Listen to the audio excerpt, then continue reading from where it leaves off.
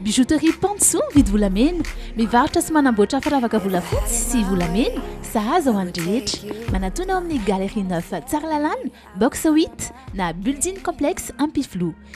Batimax vous présente Cyberbike. Faites du sport en vous amusant. Cyberbike est compatible avec votre console Wii ou PS3. Disponible de suite chez Batimax Inter. Tiara, manolotra ho anao ny Le JT. La saveur ultime des fruits. Ankafiziny potata, eo ampijerena Le JT. Potata, tes nouveaux biscuits préférés qui donnent la patate. Axotic vous présente Le JT. Axokit, c'est un créateur de fiches de révision, un générateur de tests sur vos cours, une grande bibliothèque de leçons et de quiz pour toutes les filières.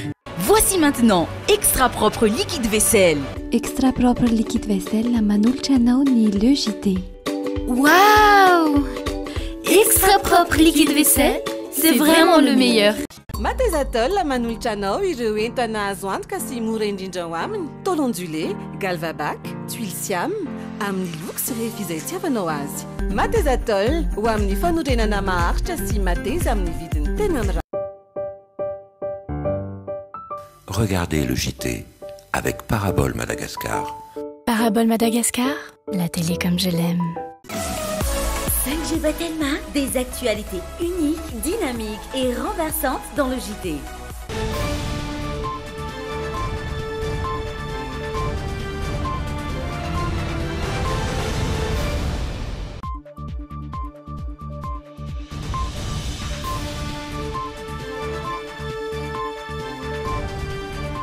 Falita foana aminao ato anatin'ny fandaharan'ny fampalam-baovao Le JT eto amin'ny fahitalavitra Dreamin amin'izao takariva izao manasanao ihany koa atra hijeratra amin'ny faran'ny vaovaontsika amin'ity androany ity avy hatrany dia ho atsidika aminao ireo lohatenim-baovao. Ny enany tranga afaka nankeriny tato anatin'ny andro vitsy ny fanesy maro tamin'ireny zavan-tranga ireny no tsy misy idirana tamina rara afakana ankeriny hoy ny minisitry ny filaminam-bahoaka. Atraina amby volana eo ny fanatanterana ny fanamboarana ny ampahany voalohany lalam-pirenena fahatelo ambin'ny folo lalana mirefy 470 kilometatra izay orakofana tara ho fampiarana ny fifanarana no raketina tany Abidjan ny taona 17 niaraka tamin'ny Banque Européenne ho an'ny fampiasam-bola. Misy ny fandaminana vaovao amin'ny fifamoivoizana amin'izao akatoky ny 9 jona izao isareo voakasika ny fahatapahana manomboka amin'ny rahampitso sy alatsinainy izao ny eny Anosy ny manodidina ny Kianja ny Mahamasina. Miomana amin'ny fandraisana ny hetsika goavana falifa malagasy izay atao amin'ny plaza Ampiflou manomboka amin'ny alatsinainy ho avy io ny Canal 7 Events sy ny Dreamin. Ireo no isan'ny ho hitanao sy ho atolotranao ato anatin'ny fampalam-baovao amin'ity androany ity maro dia maro izay vaovao entina androany izay andao vetrany isika hiditra ao anatin'ny à la une.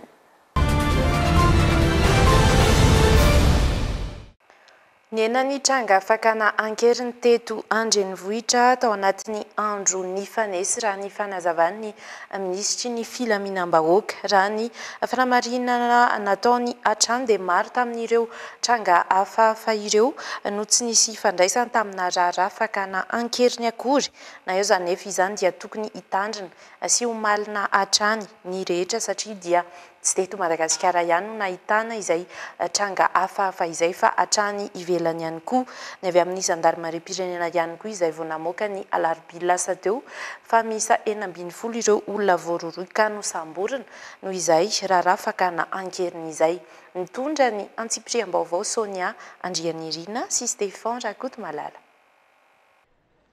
Efa manomboka mipoitra tsikelikely ankehitriny ny marina ao ambadika ireo voalaza fatrangana fakana-keriny miaro fandromana zava-mahadomelona izay niteraka savorovory teny anivon'ny fiarahamonina tatoato. Raha ny fanazavany ny ministry ny filaminam-bahoaka dia maro tamin'ireny zava-nitranga ireny no tsy misy idirany tamina rara fakana-keriny fa nentina nanafenana ditra ho an'ireo ankizy sasany. Teo koa ohatra ilay famonoana ny sani izay noezahany ireo olon-dratsy no saromana tamina kidnapping. Teo zao dia nisy ny antsoina hoe vehivavy izay milaza fa tratry ny fakana-keriny nefa dia mba tsy afahany mandoha vola olona ananany trosa dia milaza izy fa nisy nakakiriny teo ny ankizy tany amin'ny lycée zay nanarakaraka lehilahy dia milaza fa nisy nakakiriny nefa natao ny fanadihadiana nefa dia tahotra ny ray aman-dreniny no natonga anazy ny lazan'izay. Teo ihany koa ny tovolahy izay milaza fa tsy tafotony an-trano nefa dia noho ny fidorohan'ny zava-mahadomilina dia nilaza izy fa nisy nakakiriny nefa tsy tafoty noho izay anton'izay. Zavatra tsara aloha dia efa tsy nahitana fitarainana tao anatin'ny 3 andro farany zahay. Fa kosa dia palahelo ny zavatra mitranga satria nitranga ny zavatra ireny dia naraloty ny ankizy sasany na nanafenana ny ditrany. Anisany andrasan'ny maro ihany koa hatreto ny fanadihadiana mahakasika ilay horonan-tsary nataony ilay Anna Morgan izay nilaza fa nisy nakankeriny teny Ivandry saingy fantatra fa tsy misy mitombona ny fanazavany ka karohina amin'izao fotoana. Manoloana izany rehetra izany dia manamafy ny avy eo anivon'ny Polisy-pirenena ny anamarinana sy ifantenana ireo tranga ahely ny anivon'ny tambazotra tserasera mba tsy ampisavorivory ny saim-bahoaka. Tsika izay mahita an'ireny tranga ireny aza tonga dia maika be fotsiny andefan'ilay tranga na tsy dia maro potitra ary anivon'ny Facebook. Tena misy manakorotana saim-bahoaka mihitsy zany le fandefasana amin'ilay zavatra teny any anaty Facebook. Aleo miantso na aloha tonga dia manatona ny polisy faran'izay akaiky indrindra. Raha omaly zao ilay tena tany fotsy mamono ilay ankizy nandeha fety dia misy telivavy dia taraiky eny amin'ny sisina arabe eny le izy efa misy zavatra makarary an'to sy mampikorotana vahoaka dia tsika ihany koa mbola anatin'ilay zavatra alefantsika anaty Facebook mbola manakorotana sy manampitrotraka ihany dia tena tsara aleo miantso. Na eo azy izany dia nanao antsoavy ny ray aman-dreny mba hanara-maso akaiky ny zanany ny ministry ny filaminam-bahoaka. Ankoatr'io, mbola miatra ary manan-kery avokoa ireo fepetra rehetra napetraka manoloana izay trangana fakana-keriny izay.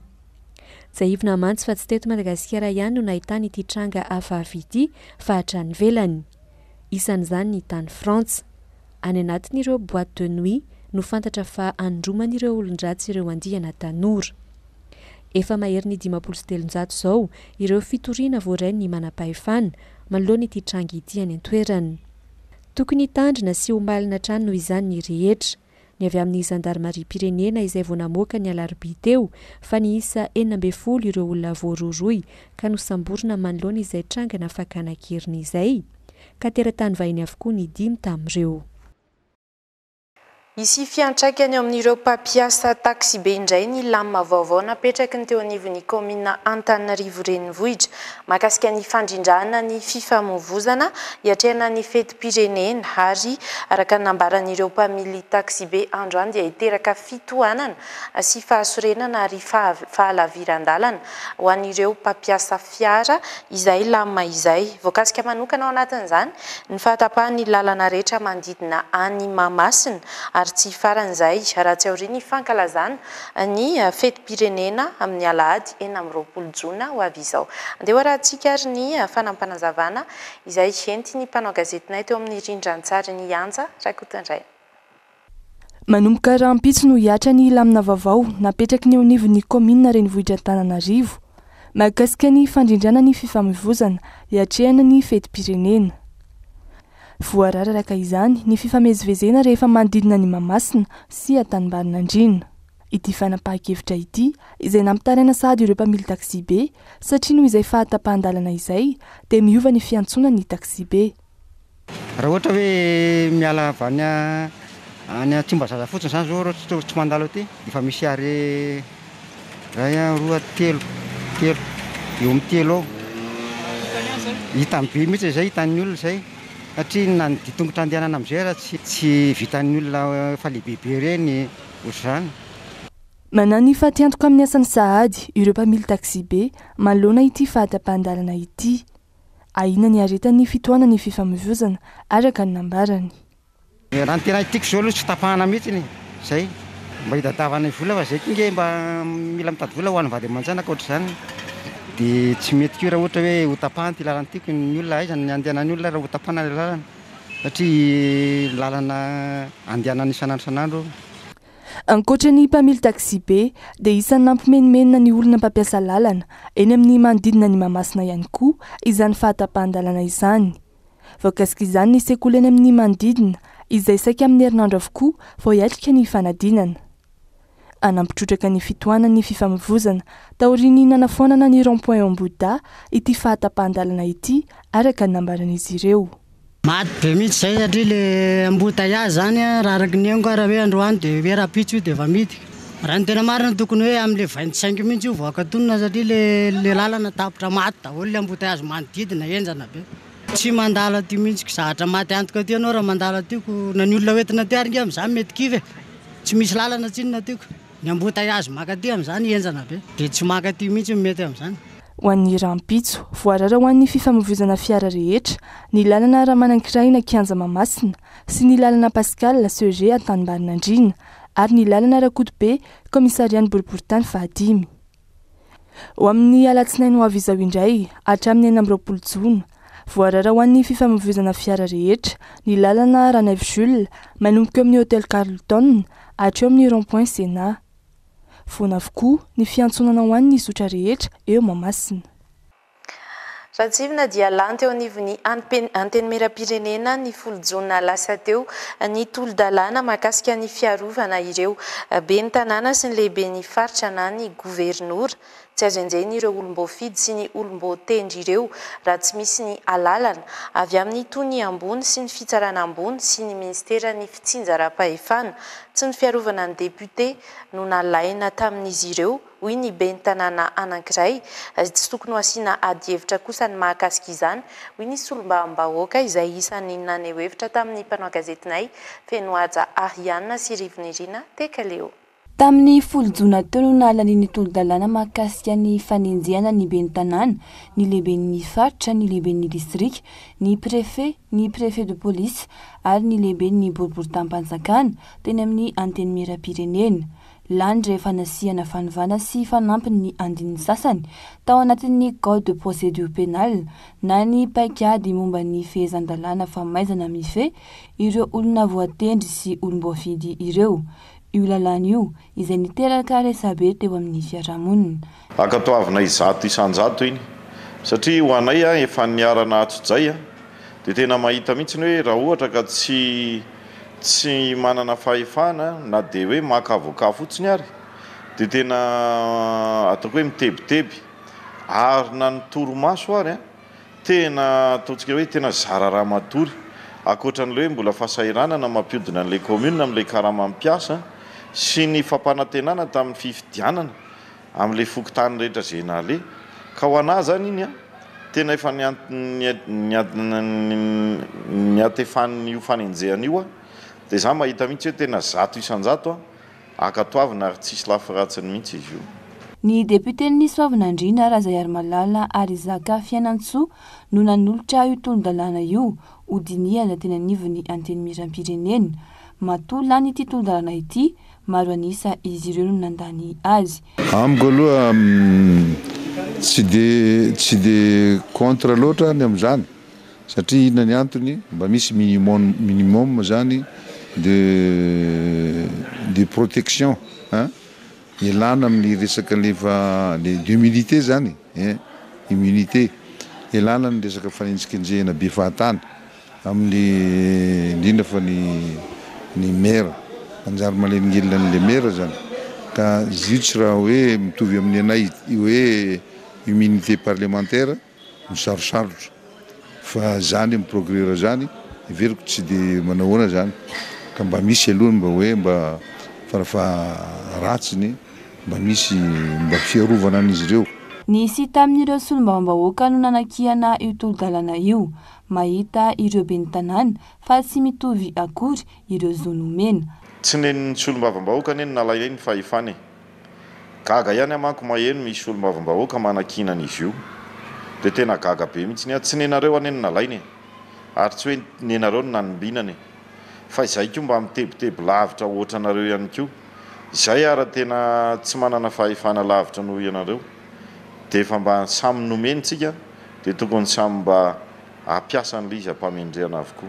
Tsara ny mampatsiahy fafankatoavana avy amin'ny tony ampampano ambonin'ny fitsarana ambony sy rehefa avy nampandre ny minisitra misana ny atany vao afaka enjehana ny préfet de police, ny lehiben'ny district ary ny lehiben'ny boriborim-panjakana.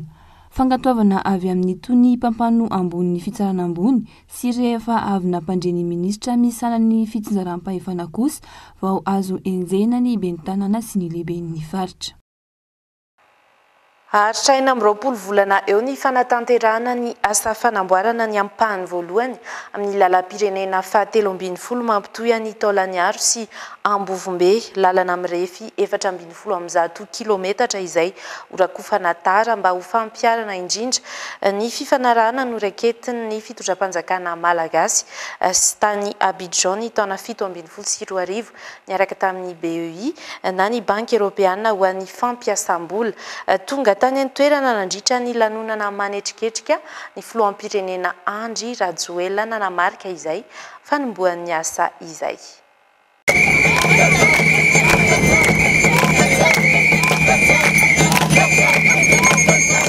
Tao anatin'ny lanonana manetriketrika no nanatanterahany fitondram-panjakana ankehitriny ny fanombohan'ny asa fanamboarana ny lalam-pirenena fahatelo ambin'ny folo mampitohy ny Taolaniaro sy Ambovombe. Tao anatin'ny Freareana no nandraisan'ny filoha Andry Rajoelina fitenenana manoloana ireo vahoaka tao Ambovombe. Izy izay ratsehivina fa nanao fanamby tamin'izy ireo ny amin'ny tsy hanaovana politika intsony raha tsy vita ity lalam-pirenena ity. Lafo ny vidin'ny menaka eto Ambovombe no ny vidin'ny menaka any Antananarivo. Lafo ny vidim-bary eto Ambovombe no ny vidim-bary any Antananarivo. Tsy mety amiko tsony zany, ary hovaintsika zany. Zay ny natonga miteny hoe ampandrosotsika ny faritra atsimo ray manontolo. Ary rehefa nilazaina hoe aiza ny lalana mbo atao dia nijerevana ny karta dia voalaza fa misy lalana efa hatramin'ny fahaleovan-teny mbola tsy nafantatra goudron mihitsy. Efa maro tokoa ny fampanantenana nataon'ireo mpitondra nifandimby tamin'ireo lalam-pirenena sokajiana ho lehibe eto Madagasikara ary akatoky ny fanomanana ny fifidianana hatrany no saika anaovana izay fampanantenana izay. Tompon'andraikitry ny fahombiazana tamin'ireo fifanarahana tamin'ny mpamatsy vola ny fitondrana no tarihiny Erajon Armampianina toy ny nahafahana nanamboatra ny RN5 mampitohy Anambilobe sy Voemara tamin'ny taona 2012. Eo ihany koa ny nahazoan'izy ireo ny fankatoavan'ny BEI, Banky Européenne ho an'ny fampiasam-bola amatsivola ity lalam-pirenena fahatelo ambin'ny folo ity nandritra ny fiaonan'ny vondrona afrikana sy ny vondrona européana tany Abidjan, Côte d'Ivoire ny taona 2017. Ho mariky ny fahatokisan'ny sehatra iraisam-pirenena ny fitondram-panjakana malagasy tamin'izany fotoana no tarihan'ny filoha teo aloha Erajon Armampianina no nanolora ny vondrona européana sy ny Banky Européenne ny famatsim-bola amin'ny tentina 530 tapitrisa euro anatanterahana ny asa aorian'ny ny fahatombana ny dingana sy ny antanatohatra takin'ny fifanarahana goavana toy izao.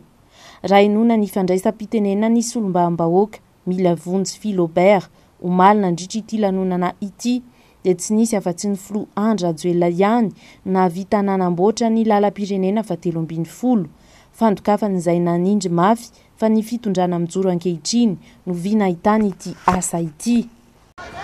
Nampanantena izany ny filoha teo aloha Marc Ravalomanana tsy nahavita. Nampanantena izany ny filoha niarahanay teo aloha ary nilaza izany teto Ambovombe Rajon Armampianina fa tsy nahavita. Raha nampanantena anay ianao Andriamatoa filoha ary tsy vita nampanantena fa nametraka fanamby lehibe fa hoe tsy hanao politika intsony raha tsy vitanao ny RN13.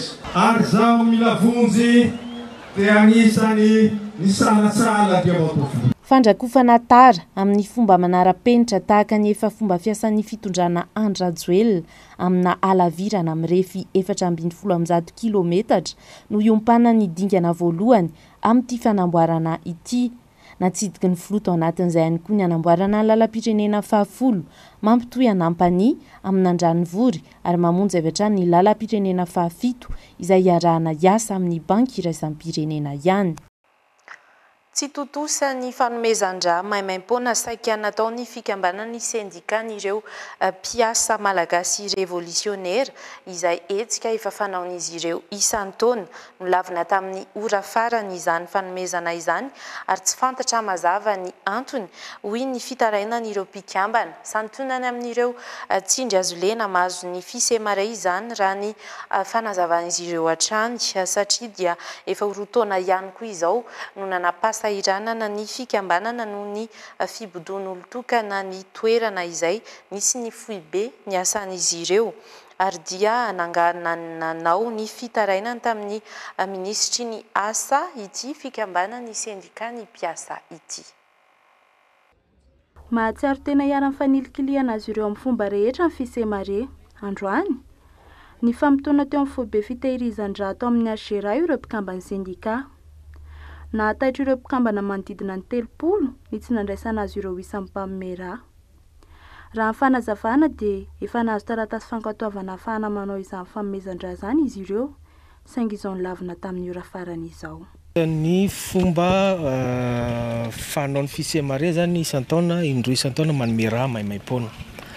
Androany zany zay dia saika anome raha maimaim-poana ety amin'ny trano fitehirizan-dra fanoan'le organisation zay tsy fantatra ny tena fandehany izy ity moa zany tsy magagy satria mikorotana avy any ambony izy dia mikorotana koa ny ety ambany.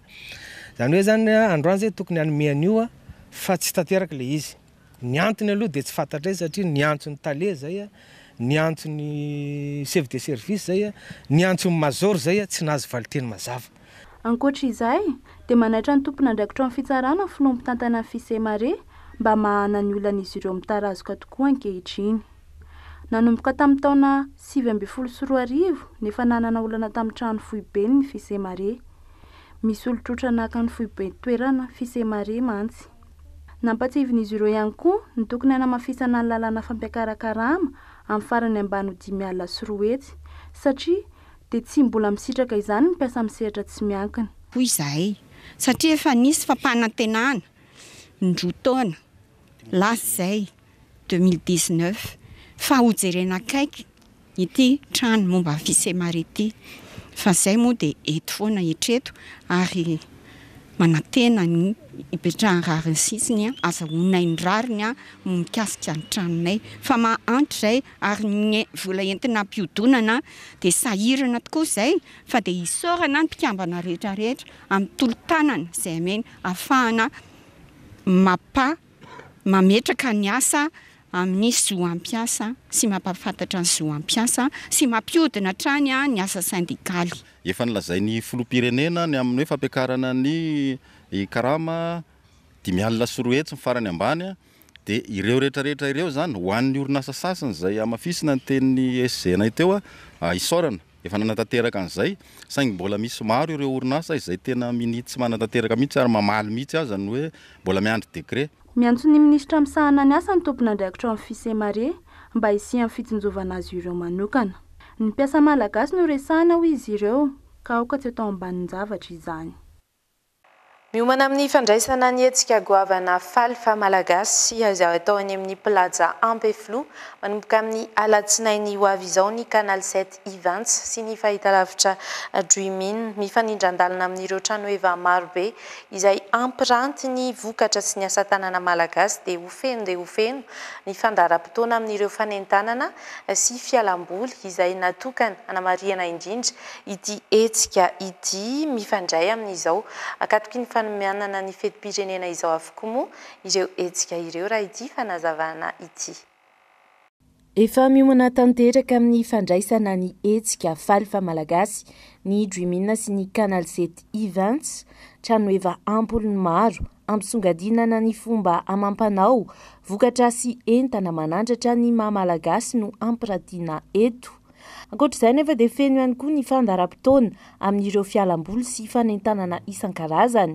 Ho an'ny 3 andro voalohany dia toy izao ny endrikendriky ny fotoana.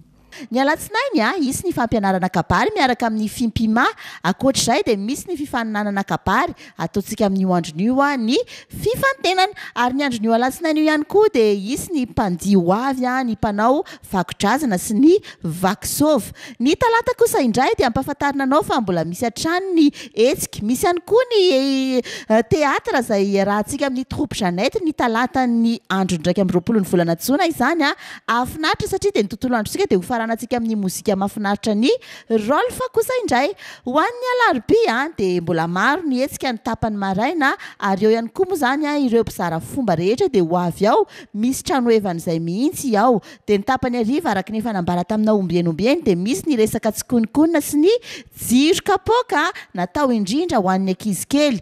Mbola misokatra ny fisoratana anarana ho an'ireo karazana fifananana ireo raha toa ianao ka liana. Ny zoma mantso no anaovana ny fanolorana ny lokagoavana. Ny ankoatr'izay ny alakamisy kosa indray dia hiditra amin'ny fifantenana ho an'ny dia isika dia ho atanterantsika amin'izay ihany koa ny fifantenana ho an'ny fampita na ny fifaninanana tsaran-tarehy sy hatsaram-bika. Dia ny zoma maranako azy ao isika no amarana izay ho jerentsika hoe iza no mendrika azo an'ilay fampita, iza no mendrika atoy batany amboara ho an'ny fifaninanana dia. Na izany natsany ary raha mbola liana ianao te hiditra ho fianakaviam-bean'ny Dreaming amin'ny alalan'ny Dreaming tsinona dia tongava misoratra anarana ety amin'ny plaza ety Ampefloa. Tafiditra ao anatin'ny fankalazana ny 10 taona ny joroany fahitalavitra Dreaming sy ny fikambanana Dreaming Teen izao hetsika faly fa malagasy izao. Ny filoha tale général ny Dreaming, ny ABC, la 7, Canal 7 Video Events, Andry Raubel izay sady filohan'ny fikambanana ARP, Anjomara sy Rivo Baovao no ray mpiamanokany ity hetsika miompana amin'ny fanomezan-danja ny maha-malagasy atomboka amin'ny alatsinainy izao ity. Isa 2 sy 300 ireo mpanao gazety na feno fepetra ka azony karatra mamatianina amin'ny maha-mpanao gazety ho an'ity andiany faharoa ity raha nambarany vao mihera izay isasahana mikirakira ny antota-taratasy fangatahana karatra na ny CPC manana hatramin'ny 3 Jolay 2024 ny rehetra hitondrana ny fanamariana sy ny fanontsinana na ny fitarainana sy fanaporofony ho avy ao anivon'ny CPC. Ny olafitry ny mpanao gazety izay nanamafy ny ady amin'ireo mbola minimy sandoka ho mpanao gazety. Sonia Andrianirina sy Stéphane Rakotomalala. Natratra 500 ireo antota-taratasy fangatahana karatra matianina maha-mpanao gazety voarainy voameramsahany izany na ny CPC. 273 tamin'ireo no nahafeno fepetraka ahazo karatra matianina maha-mpanao gazety amin'ny tiandiany faharoa ity. Ny 770 amin'ireo dia avy eto Analamanga avokoa. Misy 770 kosa ireo fangatahana no lavina noho izy ireo tsy nahafeno fepetra no takiana. Misy maromaro mety tsy nahazahoany zareo, ao zao ohatra hoe misy tsy ampy expérience, io zany tsy maintsy misy hoe 3 ans d'expérience na koa hoe manana diplôme journaliste. Marina fa azo jerena ao amin'ny trano kala-mpifandraisany olavitry ny mpanao gazety eto Madagasikara www.ogm.mg ny lisitra vonjimaika ahitana ny anarana ao anatin'ny tiandiany faharoa ity. Manana hatramin'ny 3 Jolay 2024 kosa ny rehetra hitondrana ny fanamariana sy fantsiana hoy ny avy amin'ny CPC. Mitoetrano moa ny ady ataon'ny olavitry ny mpanao gazety amin'ireo sy mbola minimy sandoka ho mpanao gazety. Ato ato zay mety tsy hoe mety fa misy commission zany afa mihitsy hijery an'le fomba fampiasain'ny mpanao gazety an'le carte dia eo manana pouvoir zany io comité io aka an'le karatra raha ohatra ka tena hita hoe tena tsy mpanao gazety tsolo le olona na tena tsy izy mihitsy. Marina fa ho an'ity andiany faharoa ity dia sandaina 2 alina ariary ny karatra raha nambarany tompon'andraikitra. Isokatra amin'ny volana Janoary 2024 izao kosa ny fandraisana ny taratasy fangatahana ho an'ny andiany fahatelo amin'ny fahazoana karatra matianina maha-mpanao gazety. Anisan'ny mampivelatra ny sain'ireo olona manana fahasembanana ny fanabeazana ara-batana. Hoy ny tompona andraikitra misahana ny fitezana ireo olona manana fahasembanana. Voakasika manokana ao anatin'izany ny fanabeazana ara-panatanjahantena. Manoloan'izay indrindra dia nisy ny hetsika nokarakarainy Special Olympics Madagascar teny Alarobia androany izay nanomezana sehatra azy ireo nandritra ny fifaninanana ara-panatanjahantena. Tanjona ny anofanana ireo olona manana fahasembanana ara-tsaina ireo ka ahafahana mampandray anjara azy ireo amina fifaninanana eo amin'ny lalao iraisam-pirenena mazava ho azy eo amin'ny sehatry ny fanatanjahantena hatrany. Izy no Lucas, tovolahy 12 taona, anisan'ny manana fahasembanana ara-tsaina, nandray anjara tamin'ny fifaninanana hazakazaka nokarakarain'ny Special Olympics Madagascar teny Alarobia androany. Ankoatran'ny mihazakazaka dia ny mandino fanatanjahantena mahaliana azy. Tena maro ny Lucas amin'izao fotoana izao plutôt mandino tena tiany fa androany izay nanandrana le mihazakazaka. Tsy tena nisy hoe fanomanana be raha ny tena marina. Amina piste ohatr'izao izy izay tena mbola nanao loatra fa mba découverte koa androany anazy. Efa voasokajy ho atleta avokoa ireo olona manana fahasembanana ara-tsaina rehetra raha nambaran'ny filoha eo anivon'ny Special Olympics. Raha ho an'ny Lucas manokana, ny ray aman-dreny no manoro hevitra azy mikasika ny karazana fanatanjahantena, saingy izy tena ny ihany no misafidy izay mety aminy. Ezahana ny mitari-dalana sy mianara-maso azy amin'izay sehatra mahaliana azy ho ny irainy.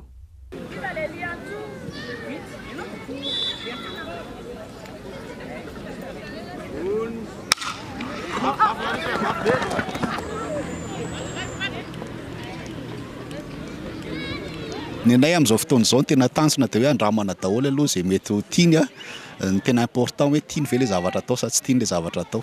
Le fanaraha-maso raha raha maso be loatra indray le izy oatra mihiboka be indray izy donc tsy tena izay loatra le fomba fisainanay aloha zany rehefa mitaizana azy fa hoe lao andramana dia miaraka mideside aminy hoe tohizana ve sa tsy tohizana rehefa avy eo. Treto izy tena hoe fialamboly le au niveau tsy dia haiko loatra hoe tena mety hiakrosy ve sa tsy fa raha tsy manandrana izay tsy fantatra.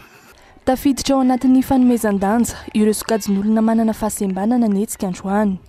Nanamarika izany ny fanomezana medaly ho an'ireo atleta miisa 50 izay nandray anjara tamin'ny fifaninanana. Tanjona ny hanofanana azy ireo sahady mba ahafahana mampandray anjara azy ireo eo amin'ny fifaninanana lalao iraisam-pirenena manaraka izay tanterahana any Allemagne. Ny tanjona izay lazainay fa tsy dia lavitrezaka loatra aloha fa amin'ny 2023 dia hisy ny Jeux mondiaux izay hokarakaraina atao any Berlin any Allemagne. Jeux mondiaux Special Olympics zany izay fanao ny Special Olympics io ato isaky ny roa taona ka any Berlin no anatrahana azy dia itsika amin'izao tsika miteny izao efa mahazo invitation dia izay no anomboanay an'izao activité zao mba tsinjovana mialoha zany ny athlète susceptible mety handray anjara zany. Dia tsy voalohany nafara ny ty androany ty fa isesisesy les compétitions zay hosahanay ohatran'izao zay tena ahitana ny ankizy tena afaka mandray anjara zany. Anisan'ny mampivelatra ny sain'ireo olona manana fahasembanana ny fanabeazana ara-panatanjahantena. Izy ireo izay fantatra fa liana amin'izany tokoa. Porofony izany ny fisian'ny atleta efatra malagasy izay nahazo medaly nandritra ny fifaninanana tany Dubai tamin'ny taondasa. Misy amin'izy ireo anefa no voahilikilika eny anivon'ny fiarahamonina ka antony tsy maintsy hanaraha-maso ny fahasalamany. Isaraka izany ny hetsika manaraka amin'ny volana Jolay ho avy izao izay hampivondronana ireo olona manana fahasembanana ireo mba hijerena manokana ny fahasalamany.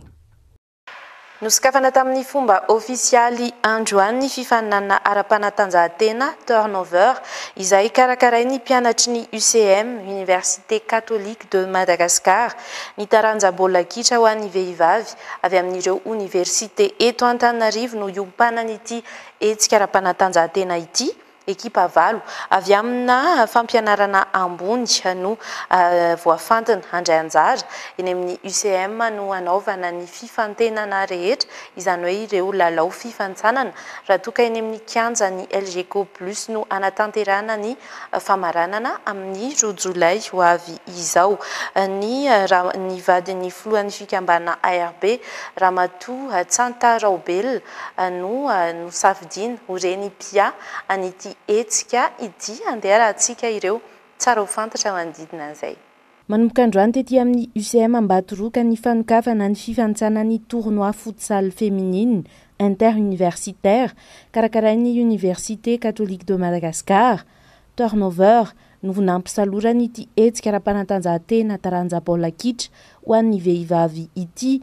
Ekipa vehivavy avy amina fampianarana ambony misa valo no andray anjara ato anatin'izao andiany voalohany izao.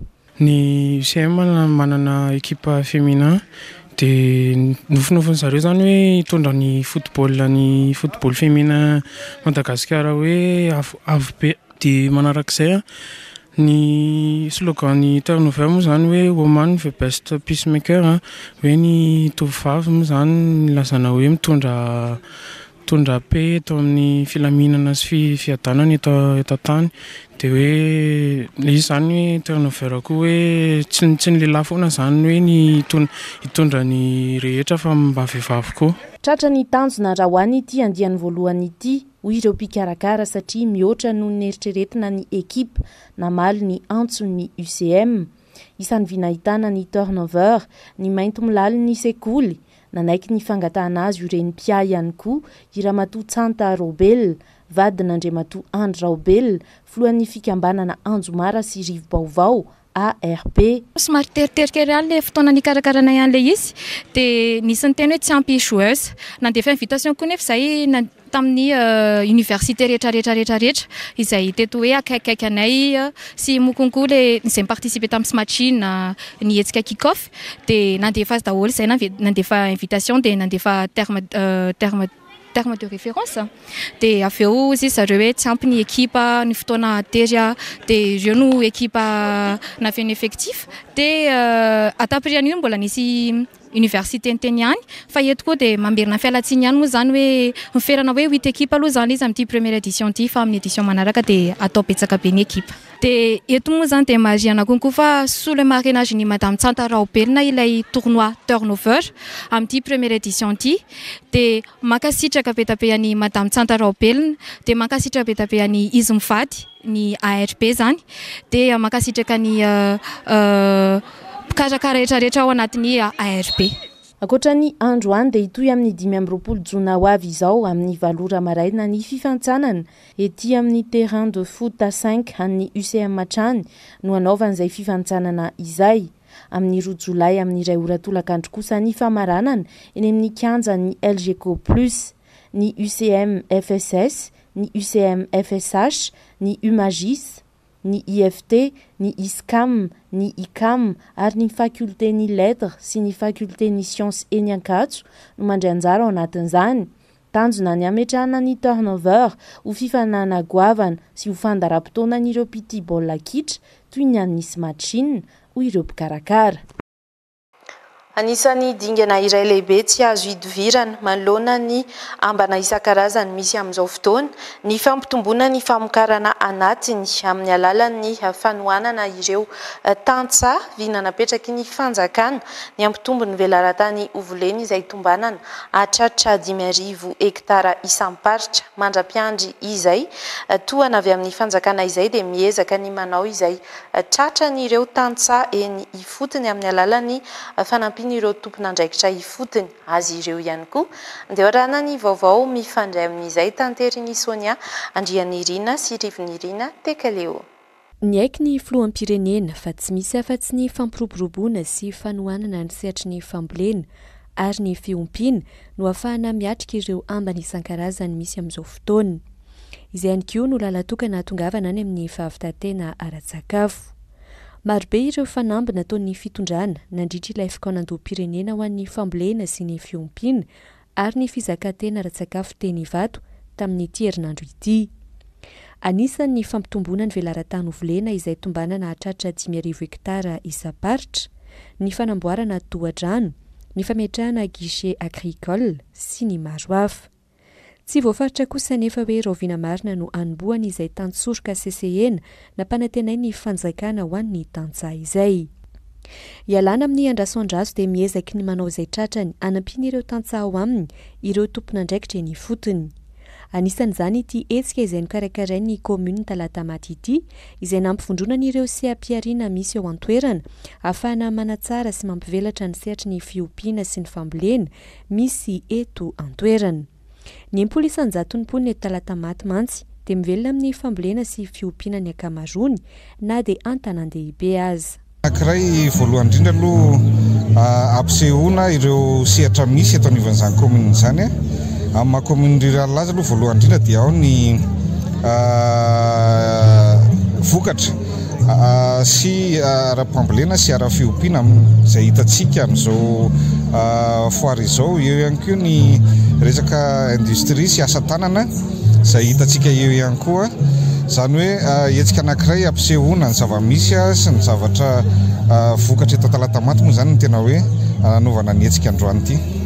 Ho fanohanana an'ireo tantsaha ihany koa dia navondrona tao anatin'ity hetsika ara-toe-karena ity ireo tantsaha miaraka amin'ireo mpampindram-bola, ireo mpamaty zezika sy sakafom-biby ary ireo orinasa mpanodina vokatra izay avy eto an-toerana avokoa. Fantatra fa isy ihany koa ny famatsiana fitaovana ho an'ireo tantsaha raha nambara ny ben'ny tanàna ny Talata Maty hatrany. Anohizana izao fampalam-baovao izao dia andeha ho arahantsika sy ho atolotra anao ihany koa ity fanadiadiana iarana amin'ny Ravinala Airport sa manaraka ity. Ny tenako moa dia anisan'ireo artista voafatana handray anjara tamin'ny fampiangonana ity aéroport iraisam-pirenena ity dia niaraka tamin'ny namana iray Mayasora Kotomalala Pairara Kendrika Mabika koa izy io. Ny asa tanana nataonay moa dia ao amin'ny ambadiky ny aéroport izany eo amin'ny côté piste misy azy izay hita lavabe efa 100 metra ny halavany ary nampitondraina lohateny hoe tonga soa satria amafaravara Madagasikara izay dia tsara miarahaba sy mandray ireo vahiny hitsidika firenentsika ary mampafantatra ny kolontsaina sy ny riba ao amin'ny tany sy firenena izay honenantsika malalantsika ity. Maro moa ny artista nandray anjara tato ary anisan'izany zareo mpanao pikasary ary maro ireo fampirantiana izay fateny aéroport ao anatin'ny siranam-piaramanidina fahafantarana ny tany sy ny averikoany ny kolontsaina misy eto amin'ny firenena.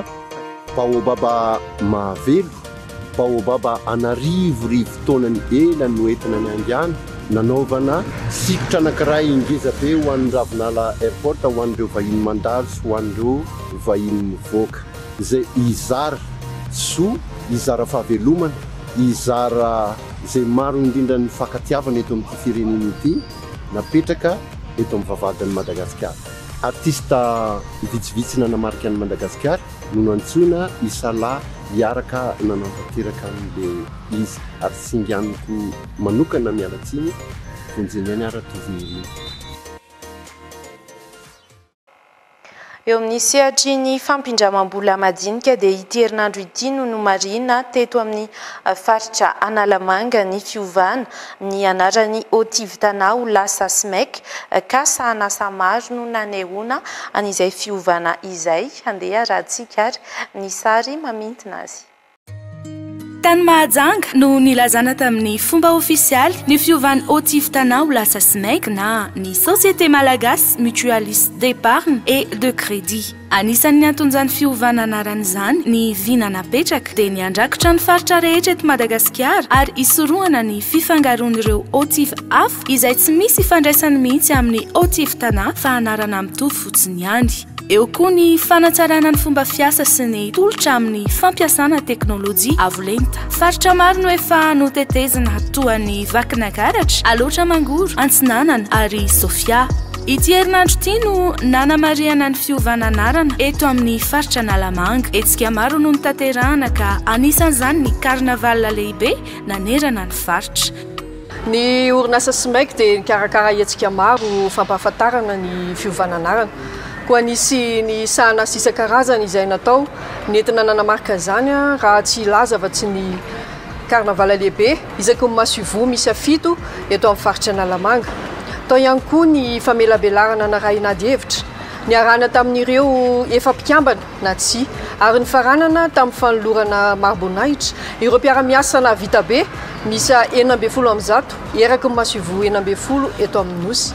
Marina fa mbola ito izao etsika izao ary any amin'ny faritra Anosy Androy, Otomatsiatra, Amoronmania ary any amin'ny faritra Betsiboka. Izany rehetra izany no natao dia ny hanomezana toky ny mpikambana fa akaiky azy ireo SMEC ary vonina hatrany hanohana ny tetsikasany sy ny faniridy na tahiry izany na fampindramam-bola na fiahina ara-pahasalamana na fanabeazana ara-bola na ny finance digitale.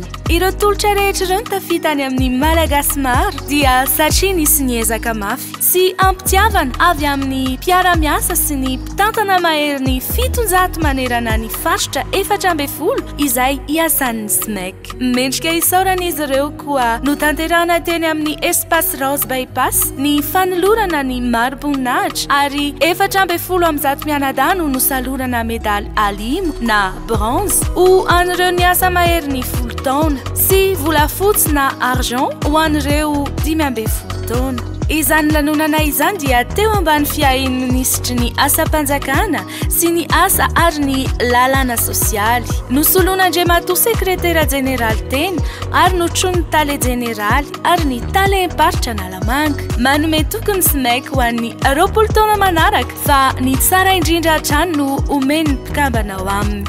Ho anao izay liana aza misalasala manatona ny masiovo SMEC akaiky anao indrindra. SMEC vola tsara tantana ho avy milamo. Manatolotra miavaka ihany koa ny supermaki rehetra eto Madagasikara amin'izao ankatoky ny fankalazana ny fetim-pirenena izao araota anatin'ity fanadihadiana manaraka ity ireo tsara ho fantatra afana misitraka an'izay tolotra izay. Manakaiky ny fetiny 20 jiona andro firavoravoana ho an'ny rehetra. Miezaka manakaiky ny vahoaka sy ny mpanjifa hatrany ny tranombarotra supermaki amin'izao ankatoky ny fetim-pirenena izao. Tolotra miavaka no omen'izy ireo ahitany ilay paky vita malagasy misy ireo kojakoja ilaina andavanandro. Karazana paky voalohany ahitana ny prix-ny amin'ny 19 900 ariary ahitana ny menaka, ny savony, ny siramamy ary ny vary amin'ny vidiny tena mora daholo izy ireo. Dia ny paky faharonjay ny paky bolognaise ahitana ny sardine, ny paty, ny vary sy ny menaka ihany koa amin'ny vidiny 18 900. Latsaky ny 2 alina ariary izany dia efa azony ilay paky vita malagasy izay hiteny amin'ireo tranombarotra supermaki rehetra ampitsara hiatrehana ny fety. Raha atao tokoa ny kajy tsotsotra dia tombony lehibe no azon'ny mpanjifa raha toa mividy io paky vita malagasy io. Efatra amin'ny 17 jiona teo no nanomboan'ny tolotra ary tsy faran'izany raha tsy amin'ny 20 jiona eny amin'ireo tranombarotra supermaki rehetra manerana ny Madagasikara. Tsy izay ihany anefa fa azonao ahitany ireo karazan'entana rehetra ihany koa ety amin'ny tranombarotra. Misy ireo enta madinika saingy ahitany ireo entana hafa tahaka ny fikarakarana ny taovolo, zava-pisotro isan-karazany izay sotroina ampamendrehana. Ny magasin konkoa dia manana ireo entana tena ilain'ny client andavanandro toy ny paty, ny vary, ny menaka, ny sepsa, ny karazana PPN rehetra. Dia eo koa ny marka anay zany amizao, ny marka ho ataonay dia marka ny Carrefour vao lancena izy io efa ho ataonay izy amizao. Dia manana produit petsapetsaka an'izay koa izahay amin'ny vidiny tena mora. Santionany amin'izany fotsiny itony dite vokarin'ny Carrefour amin'ny hanitra karazany maro itony ka dia entanina ny tsirairay hitsidika ny magazay supermaki. Ny entanana ho antsika client, ho antsika vahoaka malagasy amin'izao fety izao dia mantsika hitsidika ny supermaki rehetrarehetra eraky ny Madagasikara tsy any amin'ny province io mba hanjifa ny paky izay ataonay. Antsoina hoe paky vita malagasy. Mizara roa tokoa ny paky malagasy dia ilay 700 sy 7 sy 1 alina ariary ahitana menaka, savony, ny sira, ny siramamy ary ny vary. ilay paky vary kosa dia ilay paky bolognaise, ahitana sardine, paty, vary sy menaka ihany koa amin'ny vidiny 740 sy R1 ariary mba ho fifalian'ny rehetra amin'izao ankatoko ny asaramanitra izao. Ary farany amaranina na izao fanadiadiana doka varotra izao rehefa avy eo mazava ho azy dia mbola isy ireo vaovao avy amin'ny ivelany dia indro arahantsika ny horonan-tsary avy amin'ny Telma misy ny fanadiadiana doka varotra.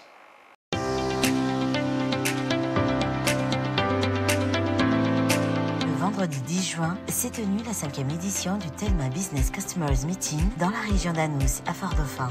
C'est un événement spécial dédié à tous les partenaires professionnels de Telma à Tolagnard. Le Telma Business Customers Meeting est une occasion particulière pour l'administrateur directeur général de Telma, Patrick Pizalamida, de rencontrer ses clients issus du secteur public ainsi que du secteur privé dans un cadre agréable et convivial.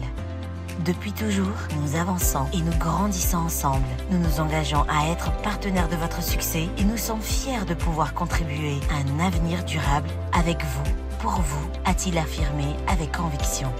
Précurseur de la 5G sur le continent africain, Telma met à disposition des technologies de pointe pour garantir le meilleur des offres et des services à tous ses clients.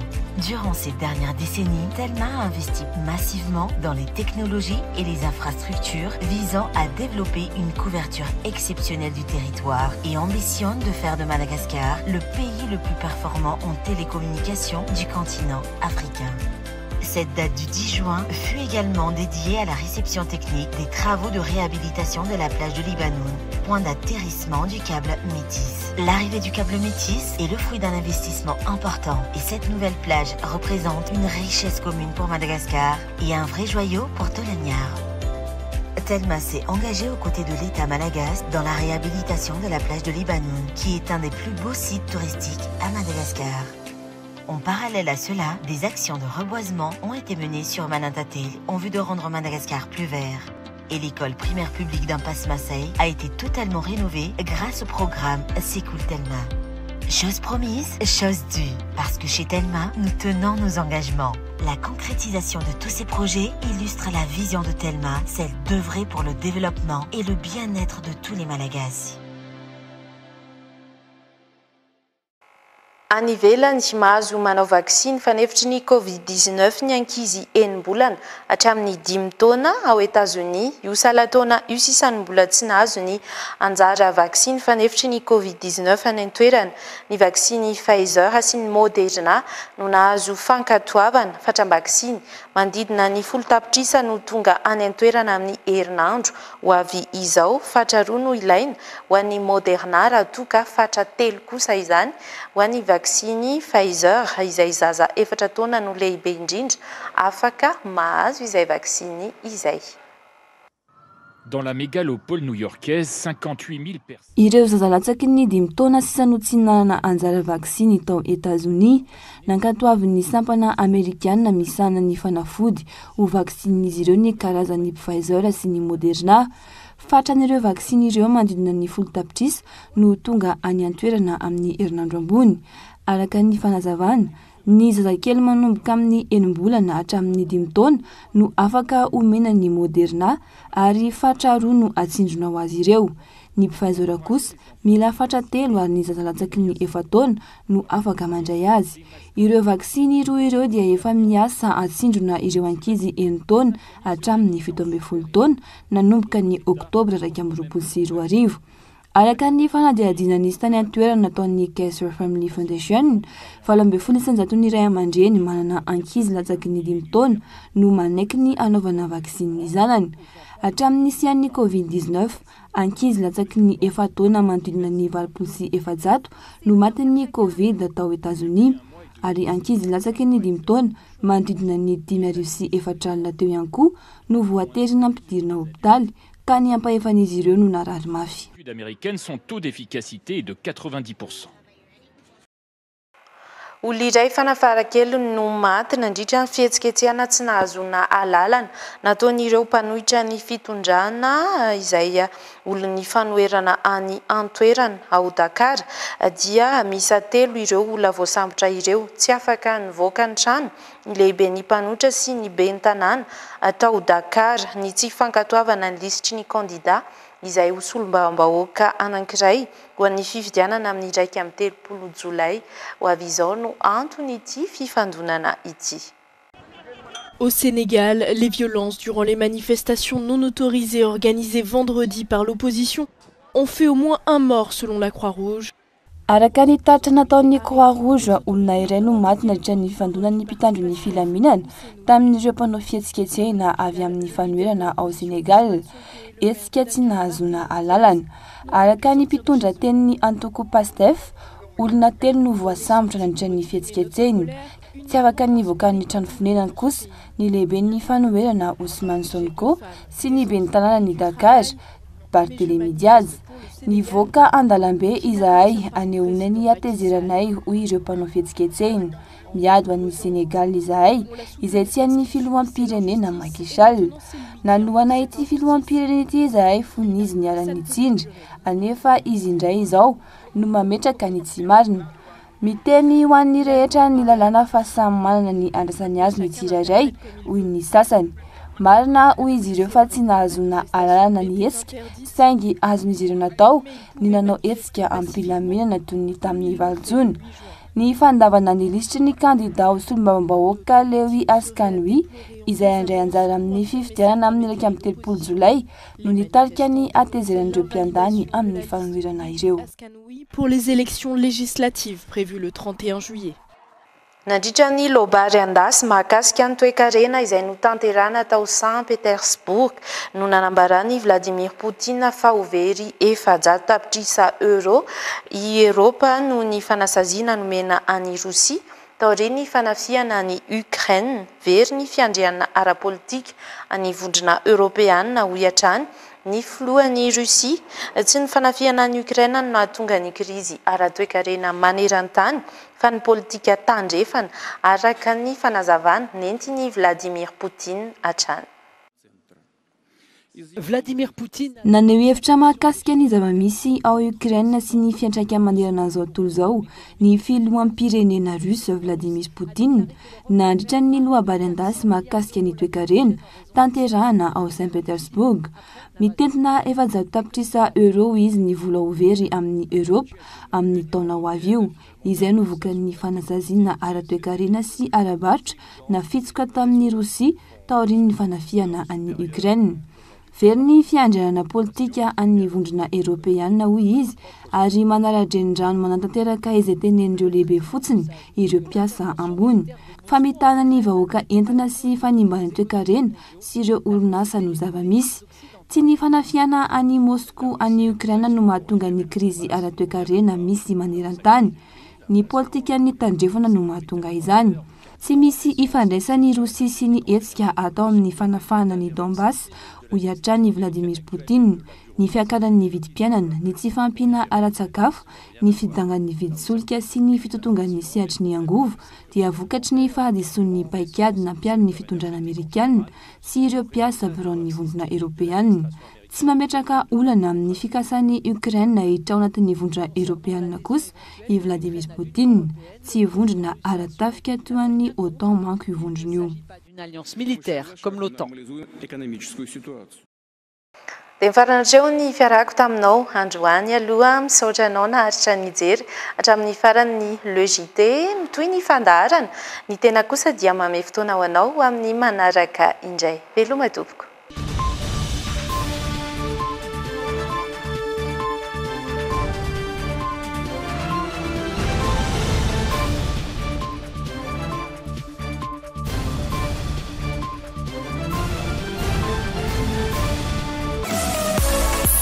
Telma, des actualités uniques, dynamiques et renversantes dans le JT. Bijouterie Pansou vidy volamena, mivarotra sy manamboatra firavaka volafotsy sy volamena sahaza ho an'ny rehetra manatona amin'ny galerie 9 Tsarlalana box 8 na building complexe Ampiflo. Matezatol manolotra anao ireo entana azo antoka sy mora indrindra ho aminy tôle ondulé, galvabac, tuile siam amin'ny luxe rehefa izay tiavanao azy. Matezatol ho amin'ny fanorenana maharitra sy mateza amin'ny vidiny tena mirary. C'était le JT avec Parabole Madagascar. Parabole Madagascar, la télé comme je l'aime. Ankafiziny Potata, et au pizzerena le JT. Potata, tes nouveaux biscuits préférés qui donnent la patate. Axotic vous a présenté le JT. Axokit, c'est un créateur de fiches de révision, un générateur de tests sur vos cours, une grande bibliothèque de leçons et de quiz pour toutes les filières.